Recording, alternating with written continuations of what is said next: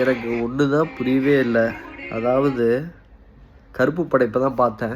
எப்படி ஓடுச்சுன்னு எனக்கு புரியல. 300 கோடி கலெக்ட் ஆகிருக்கு. எதனால் அப்படிங்கிற மாதிரி எனக்கு புரியல. உங்களுக்கு புரிஞ்சால் கமெண்ட் பண்ணுங்கள். ஏன்னா வந்து எனக்கு தெரிஞ்சே ஆகணும். இந்த படம் வந்து பிரம்மாண்டமாக சாமியெல்லாம் வந்த மாதிரிலாம் போட்டிருந்தாங்க. படத்தில் எமோஷன் ஒட்டவே இல்லை.